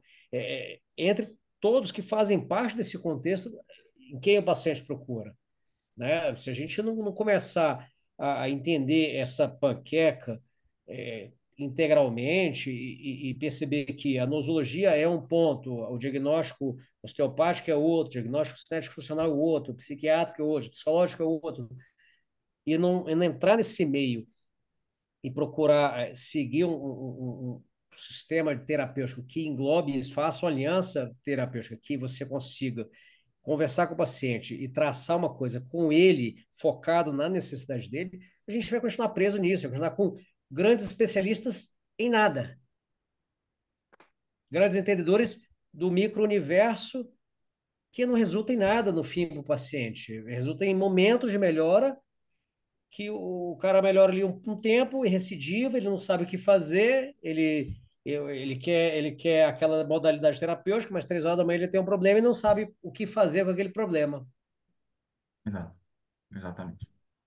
E só pegando um gancho para falar disso, de a gente não simplificar às vezes uma coisa que é complexa, Eu tenho uma mentoria sobre dor de cabeça, e nessa mentoria a gente falou, esses dias eu passei para ele sobre um efeito chamado, não sei se vocês já ouviram falar, que chama efeito Dunning-Kruger, Sim. né? É isso. Então, às vezes, o cara, ele se aventura, por exemplo, em querer começar, agora eu vou focar em dor de cabeça, por exemplo. Mas, às vezes, ele não tem a bagagem ainda, ele acha que é simples. Ele não conhece o bagulho. Na hora que ele começar a pegar firme, começar a estudar, ele cai no vale do desespero, assim, que ele fala, meu Deus, o negócio, o buraco é muito mais embaixo. Quanta merda que eu já falei para paciente, quanta coisa que eu já ele começa a perceber, mas tudo bem, que bom que aconteceu isso, porque aí isso vai ser um estímulo para ele continuar estudando. Isso já aconteceu comigo. Eu estava Exatamente. começando a estudar dor de cabeça, me chamaram para dar uma aula sobre dor de cabeça. Eu falei, bonitão, foi lá. Eu não estava preparado ainda. E aí eu fui dar uma aula de dor de cabeça em Araraquara. E um cara da plateia tinha uma esposa que sofria de cefaleia em salvas, que é uma cefaleia que a gente não vê todo dia, mas é a pior cefaleia do mundo, que ela é forte, é muito forte. Pessoas se suicidam por causa disso, né? Pessoas se matam por causa disso. E ele perguntou o que que eu achava de um determinado tratamento para cefaleia em salvas. Hoje eu respondo com tranquilidade isso. Isso faz 10 anos, mais de 10 anos. Eu respondo com tranquilidade. Na época, eu fiquei, rau, rau, rau, fui para lá, fui para cá, fui para lá, porque eu não sabia, né? Aí depois eu vim e falei, meu Deus do céu, o que que eu estou fazendo? Dando aula de uma coisa que eu não estou preparado ainda. Mas é isso, é o efeito Dunning-Kruger, né? Que você acha que você sabe isso aqui, mas você acha que você já sabe, aí você quer tratar, quer ensinar, enfim. Aí depois você passa por esse vale do desespero, que eu chamo, e depois você vai crescendo, né? Aí na hora que você chega que tem Essa, você começa a descobrir que você nem sabe o que você não sabe. Exato, exatamente. É aí Entendeu? começa a brincadeira a ficar boa. Você fala assim, pô, eu nem sei que Exatamente. eu não sei disso. É melhor estudar. Melhor estudar. Melhor E estudar. assim, esse negócio que você falou é importante a gente dizer e falar a nossa realidade. Eu já falei muita merda para paciente que hoje eu falo assim, nossa, É, coitado desse cara, coitado dessa paciente que eu atendi. Não é verdade? E hoje você fala assim, é, pô, não faria isso de novo. Por quê? A gente aprendeu, a gente evoluiu e a gente modificou. É para isso que serve estudar, né? Então, assim, esse bate-papo que a gente faz aqui, assim, eu falo que é uma vantagem muito grande minha e do Léo, que a gente escuta os especialistas todos falando de várias coisas, a gente aprende coisa pra cacete aqui nessas conversas que a gente tem. E o que que a gente faz? A gente modifica uma porrada de coisa na nossa cabeça. É assim que funciona a vida. Eu acho que no nosso meio tem uma coisa que é interessante, assim, quando alguém pergunta assim, você é especialista em quê? Aí eu não consigo responder essa pergunta. Sou especialista em quê? Sou especialista em gente. Eu vou te ouvir. Se eu achar que eu posso cuidar de você, eu vou dizer, bom, vamos tentar aqui. Se eu não entendo nada do que está acontecendo contigo, eu vou falar para você, cara, eu não sei te tratar. Eu não tenho vergonha nenhuma de falar para paciente que eu não sei tratar o sim, problema dele. claro. É a primeira coisa esperada.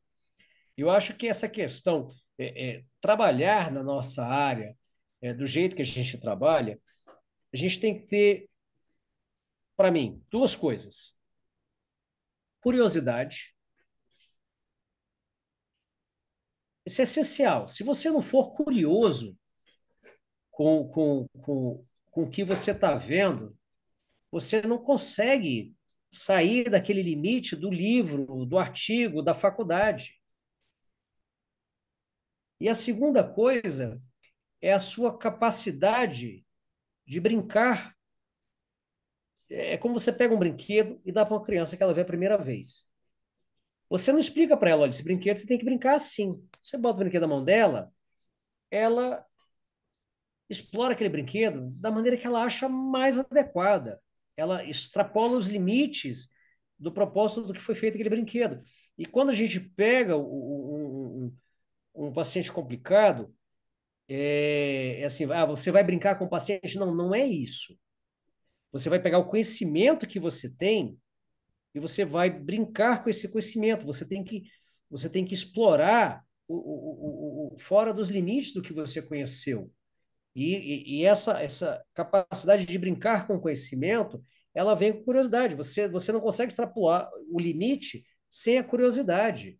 Quando você se diz um especialista em algo muito fechado, você automaticamente está colocando barreiras no que você está fazendo.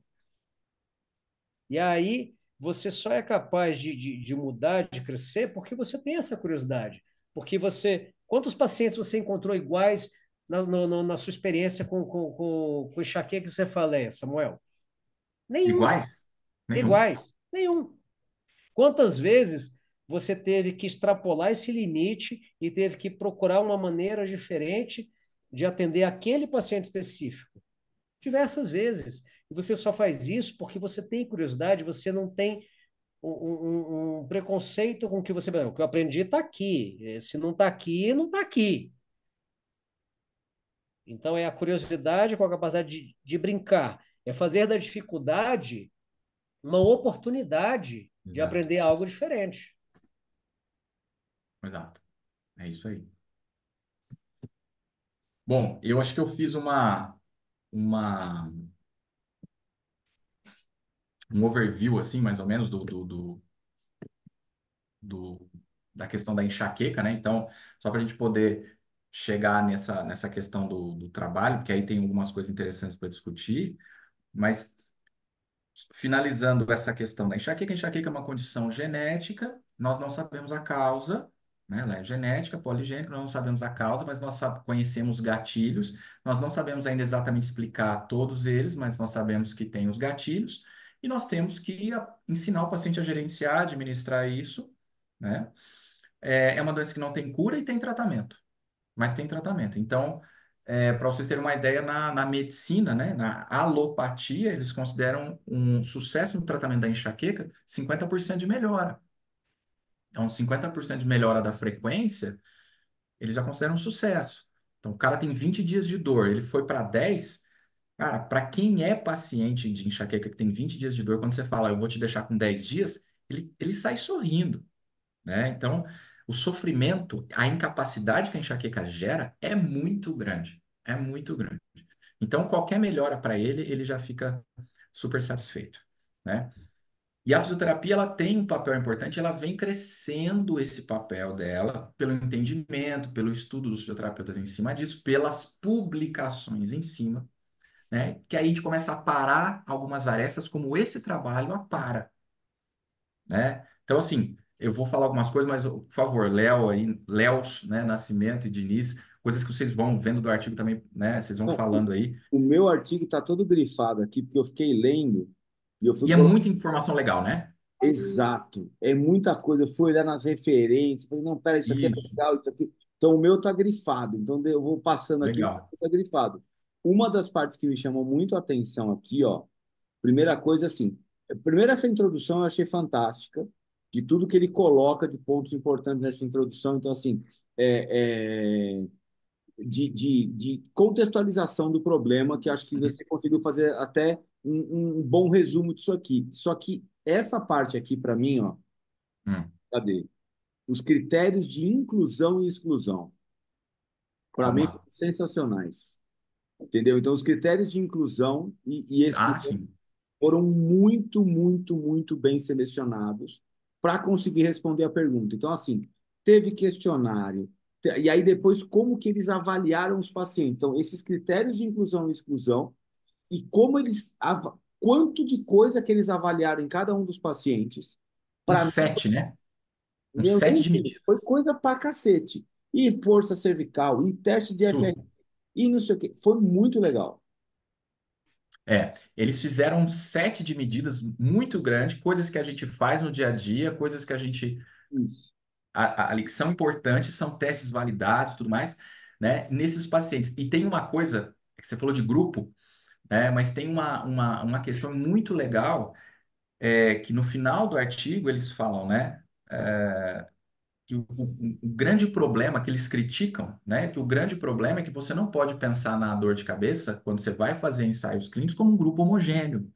Ou seja, eu quero saber se a fisioterapia vai ajudar esses pacientes. Aí eu pego um grupo que tem migrânia episódica, um grupo que tem migrânia crônica. Ou então, aí eu não sei se dentro desse grupo os pacientes têm dor ou não cervical, se tem disfunção ou não. Então, eles recomendam que você não pense como um grupo homogêneo.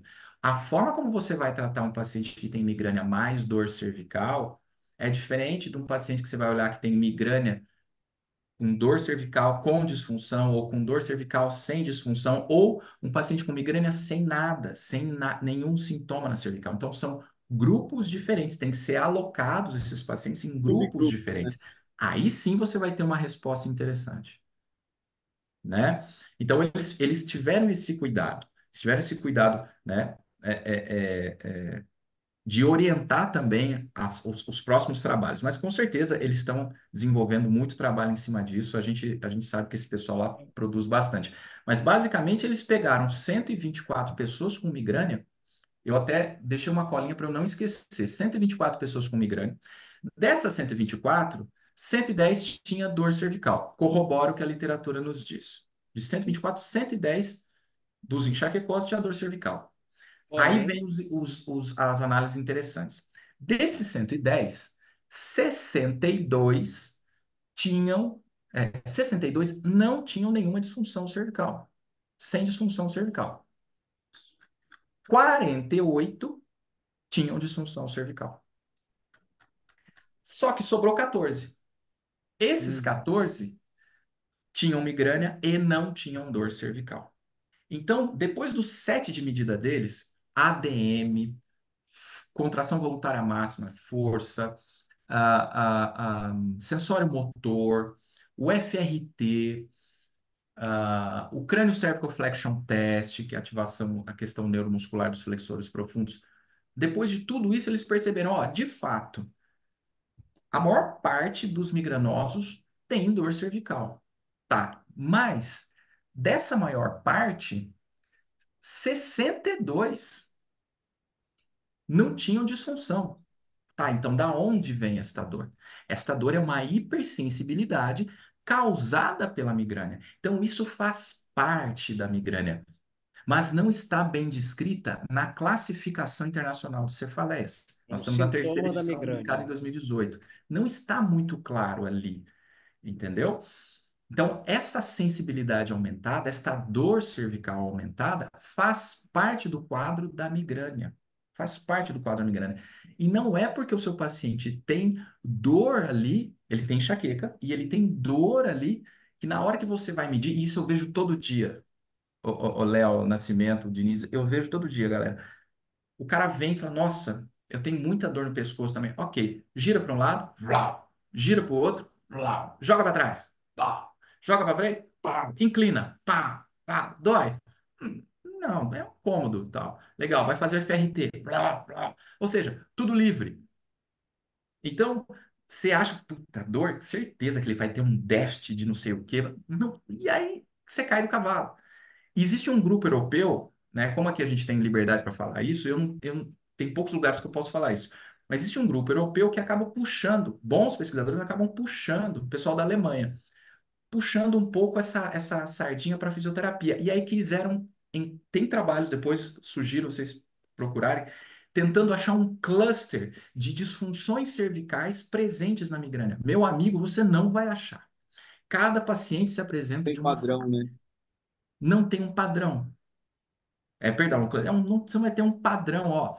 Pacientes com migrânia, tem dor cervical, eles vão e que vai ser que são propensos para fisioterapia, então vão ter isso, isso, isso, como se fosse uma cervicogênica. Não tem, não se consegue chegar. O paciente pode apresentar diminuição da amplitude de movimento, como pode não apresentar.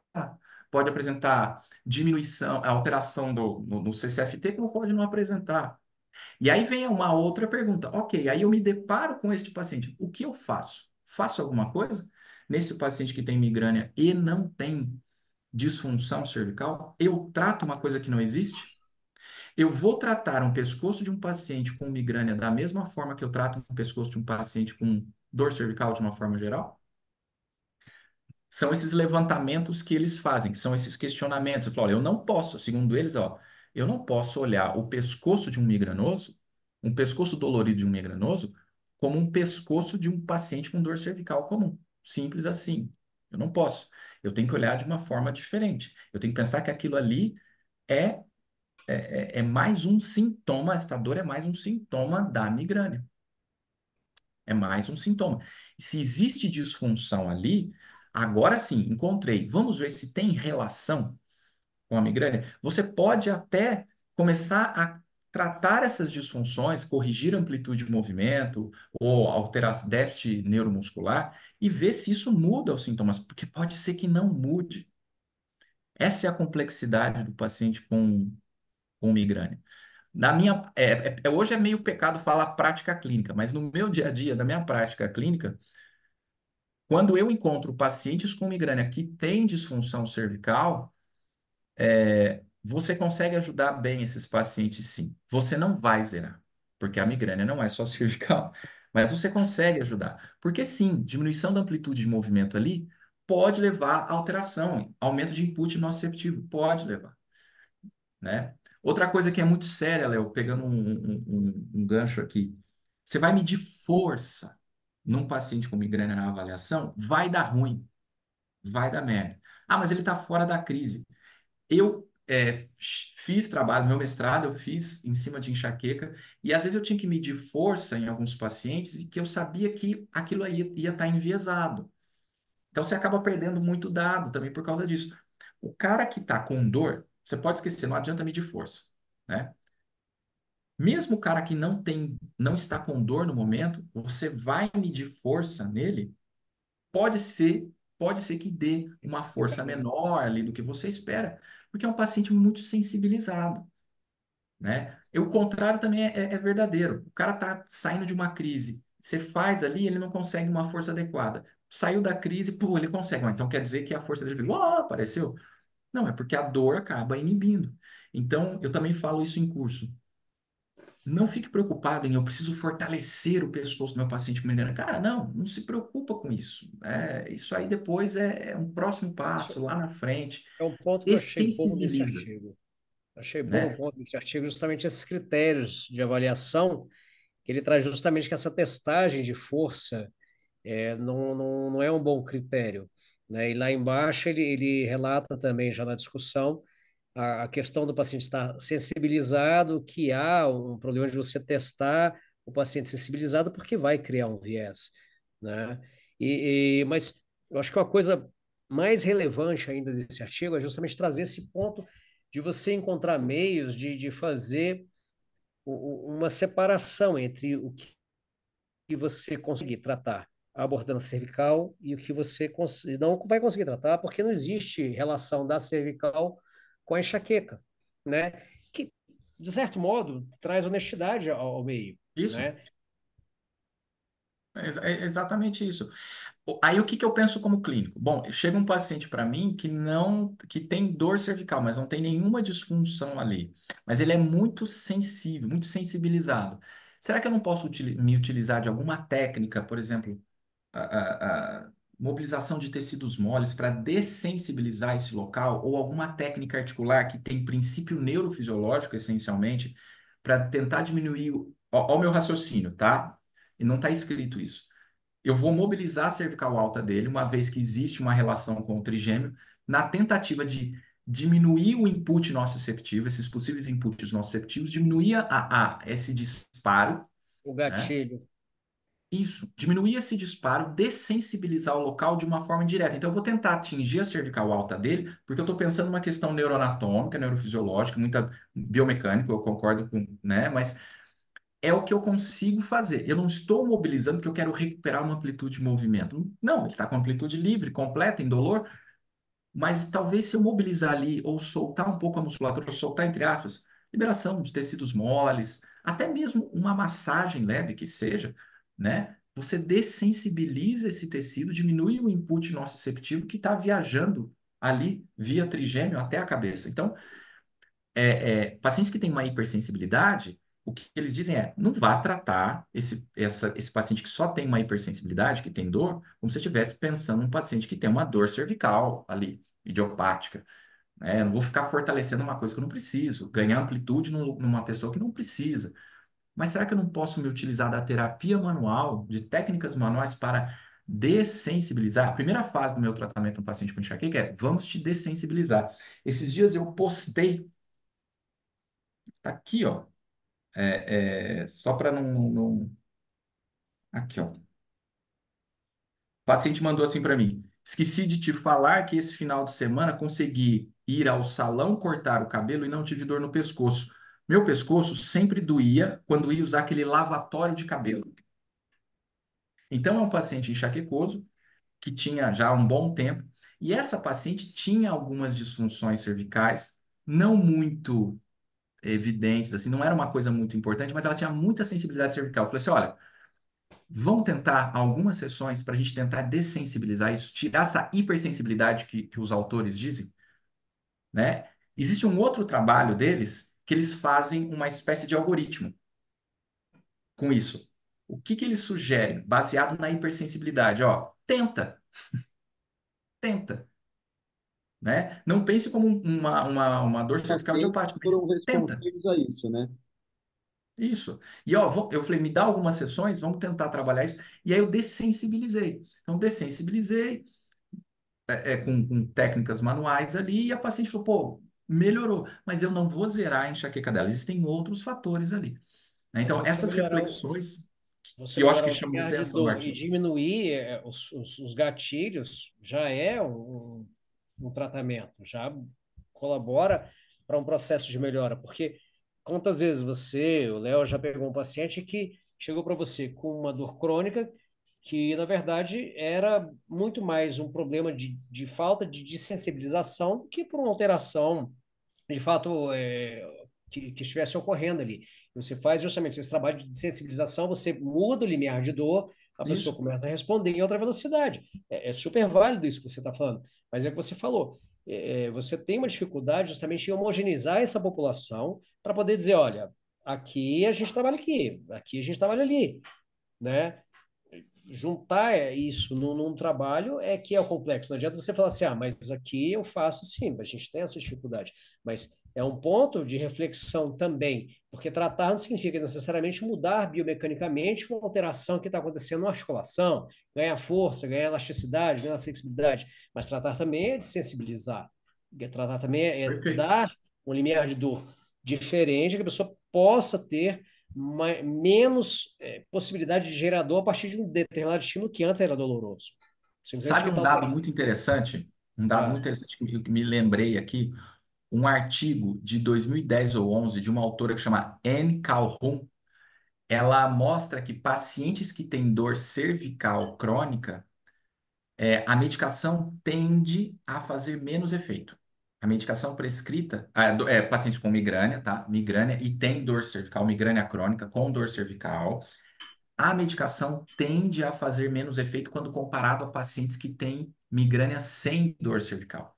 Porque a dor cervical no paciente com migrânia denota já um processo realmente de sensibilização, um aumento da sensibilização. Então, até a própria medicação fica difícil. Então, esses pacientes com medicação única e exclusivamente, às vezes não conseguem ficar legal, não conseguem ficar 100%. Então, ele precisa do fisioterapeuta, nem que for para dessensibilizar, né? Acho legal de pegar um gancho aqui quando a gente está falando, por exemplo, de cervicogênica. A própria Guanju, ela publicou um cluster que é assim: se o cara tem cervicogênica, ou seja, se ele tem um problema na cervical e que de fato está gerando uma dor cervical, ele tem que ter disfunção de amplitude de movimento, ele precisa apresentar. Ou rotação ou extensão, ele tem que apresentar. Ele tem que ter a pressão anterior central ali, a mobilização ali em cima da cervical alta, provocativa do sintoma. Aí dói, aqui dói. Aí você desce e fala, não, aqui não, aqui dói.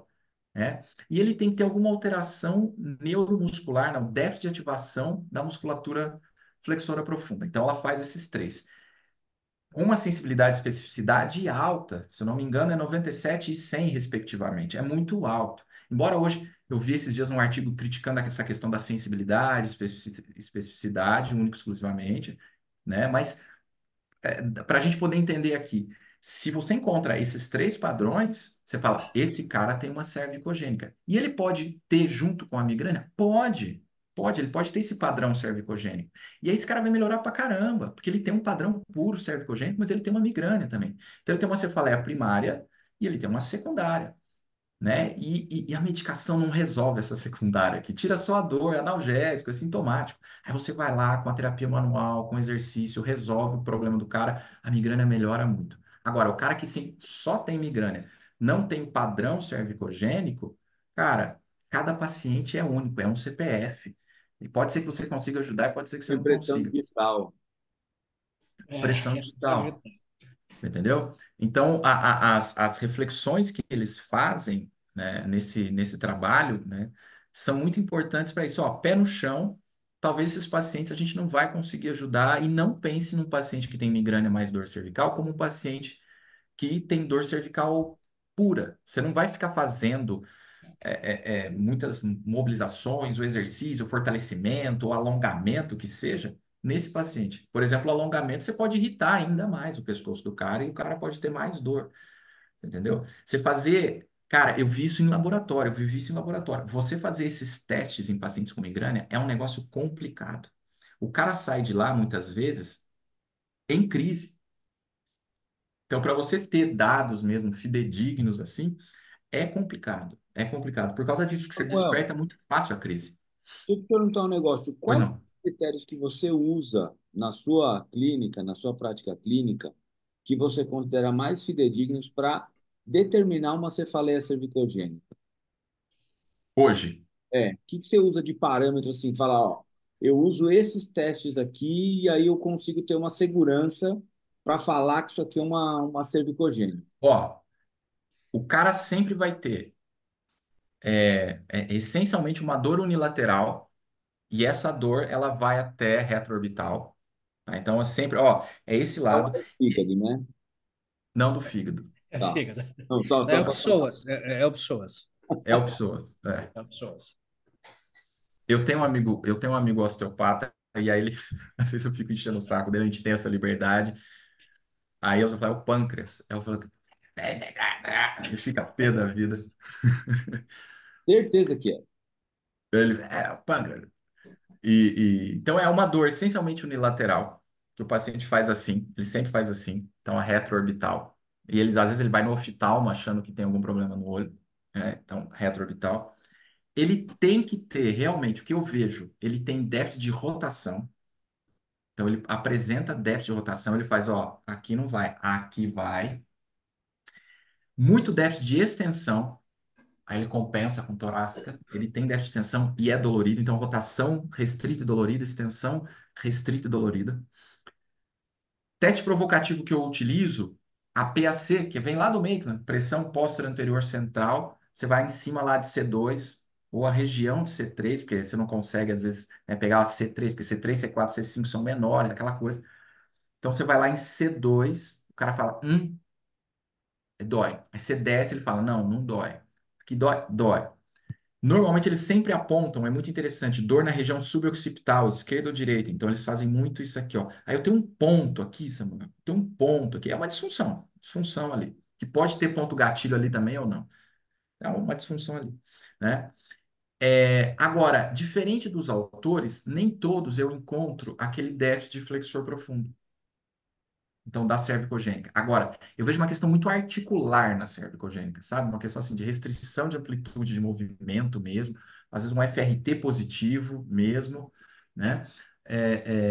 Uma dor sempre muito pontual, ele aponta aqui ou aponta aqui, ele faz sempre esse caminho, né? E você consegue provocar, irritar ali o paciente quando você vai em cima, você faz uma pressão posterior central ou unilateral, você fala, do lado direito, por exemplo, que é o lado que ele queixa, dói. Aí você vai do lado esquerdo, não, não. É muito nítido, é muito diferente, assim, né?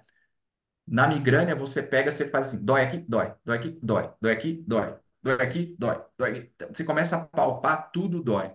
Aí o cara cai achando que é tudo ponto gatilho. Aí ele vai lá, isso simplesmente é sensibilização, ele começa a querer tirar um ponto gatilho que também não existe. O paciente chega em casa, xinga o fisioterapeuta até a terceira geração. Você simplesmente jogou álcool na fogueira.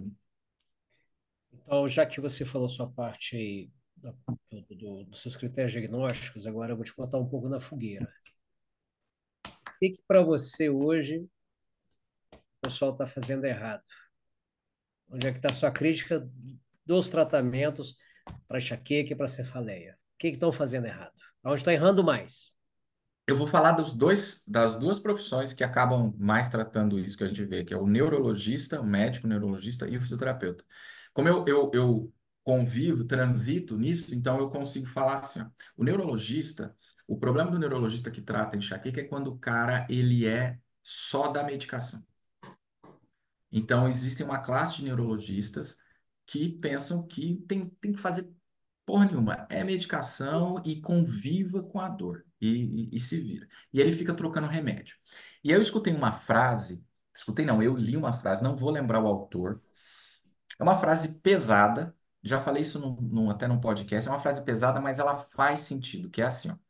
Quando você, por exemplo, no caso, você tem enxaqueca, você vai no neuro, e o seu neurologista ou o seu médico, ele simplesmente te repassa apenas prescrição, ele troca prescrição, ou ele renova a sua receita, ele não é um médico, ele é um traficante, né? Então, ele não está preocupado de fato com você, porque quando você cuida de uma enxaqueca, você precisa cuidar dos fatores socioambientais, sono, estresse, alimentação. Como é que está, às vezes, a vida conjugal dessa pessoa?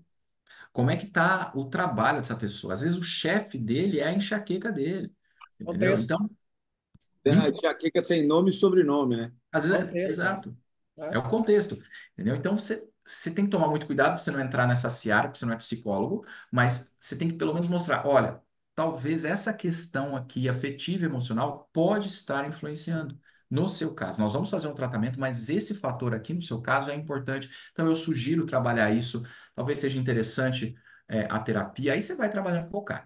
Então o cara que é só médico, é um médico que só pensa na alopatia, vamos dizer assim, só no tratamento medicamentoso e não, Alopático tradicional. né? É o que esse autor diz. Ele fala, é um traficante. Ele só fica dando droga pro cara, só troca droga. É. Dentro da fisioterapia, é o aventureiro. Então, eu falo em aula que é o mito do super-herói. Ele trata tudo. Então, e o aventureiro, essa palavra, é também de um colega neurologista. Ele falou, na dor de cabeça tem muito aventureiro. O tipo, tem bastante paciente, pouca gente que trata esse negócio, eu vou querer tratar, não manjo muito, mas vou tratar desse bagulho. E ele fala isso dentro da classe médica também. Então, dentro da fisioterapia, você tem muito aventureiro. Você fala, pô, legal, sei lá, ver alguém tratando ali, ou sei lá, me viu falar, ouviu um outro colega falar, pô, legal isso aí. Pô, nunca estudou esse negócio. Aí começa a fazer propaganda que trabalha com dor de cabeça. Aí pega uma bomba ali na frente dele, não vai saber o que fazer, ou pode piorar. Então, e principalmente é o fisioterapeuta, às vezes terapeuta manual, né? Então pode ser osteopata, pode ser quiropraxista e tal, que eu vejo isso no Instagram e eu já ouvi isso de um fisioterapeuta dizendo: o problema está em C2, né? E na enxaqueca o problema está em C2, meu amigo. Tem um famoso que Não, fala muito da C2. entendeu? Não, cara.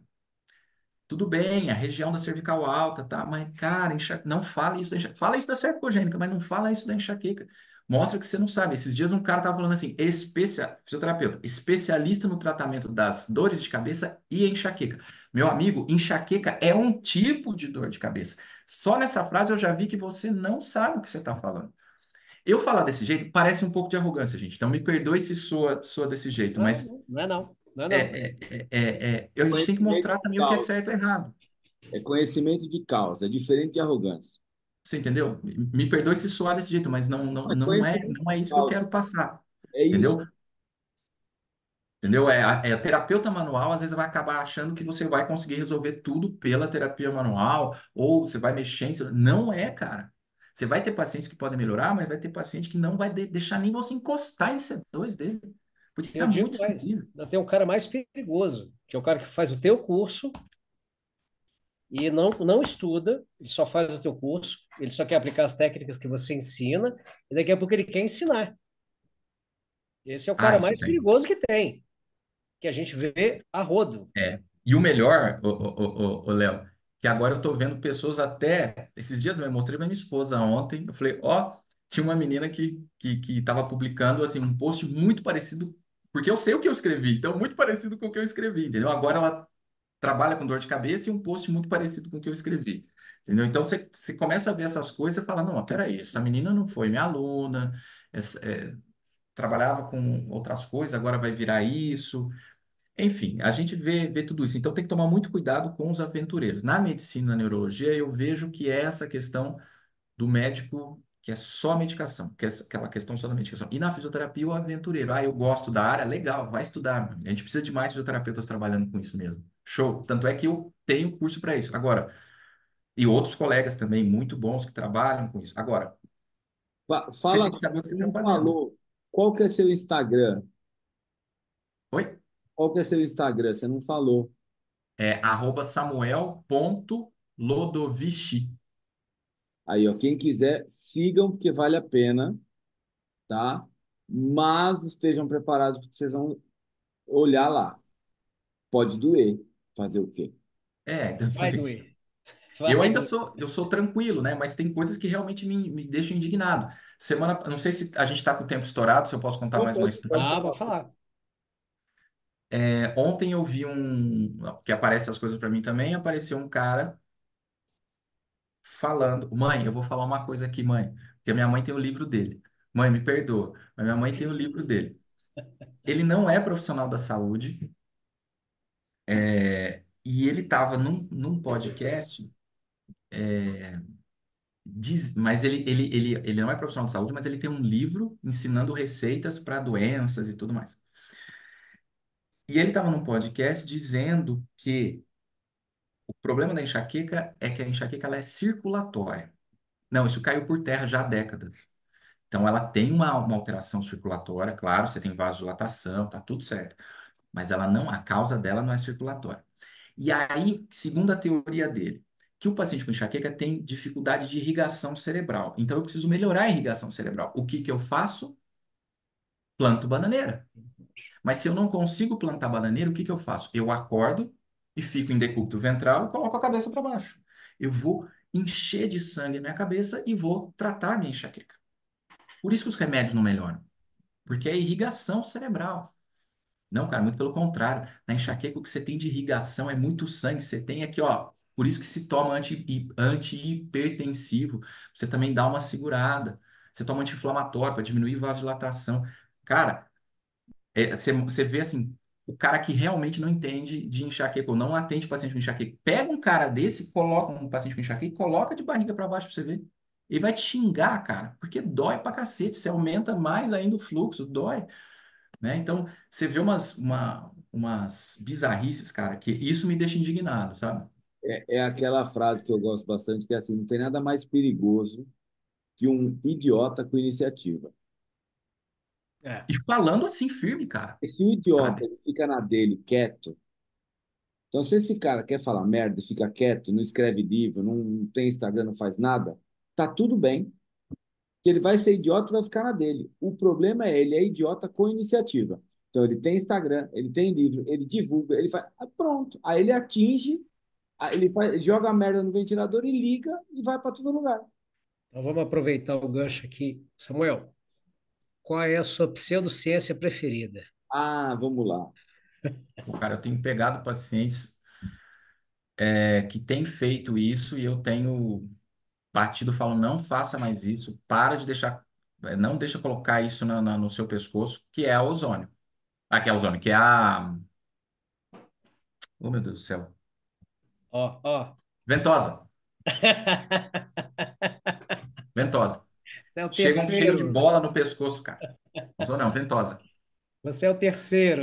É, É, os caras Terceira, têm uma bola no pescoço, cara. é o terceiro podcast e você é o terceiro a eleger a ventosa pseudociência favorita. e Olha isso. precisamos deixar claro que a gente não tinha combinado nada, né? Ah, sim, É. não, não. Não, É não, é porque eu tenho impressionante. visto isso, cara, com Exato. bastante frequência.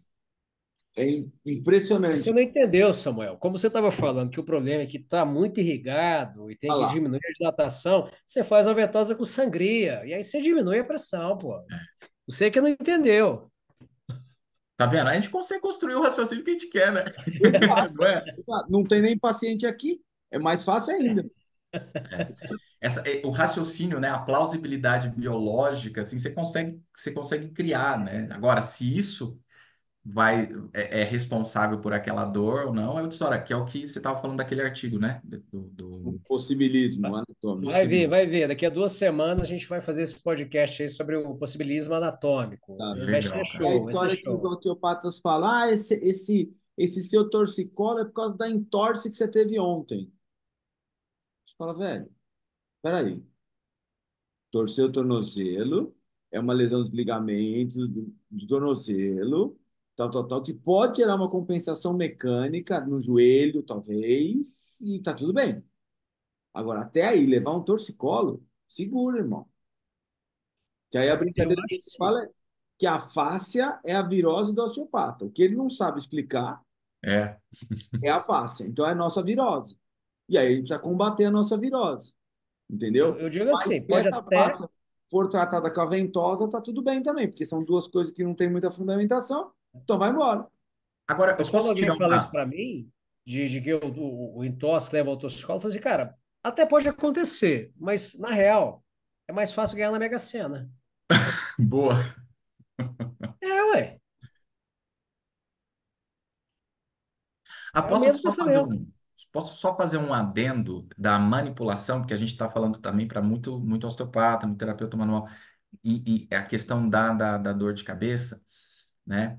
A gente não recomenda você fazer o thrust de cervical alta nesses pacientes, né? Às vezes você não tem a segurança necessária, você não consegue detectar, você ter a segurança necessária.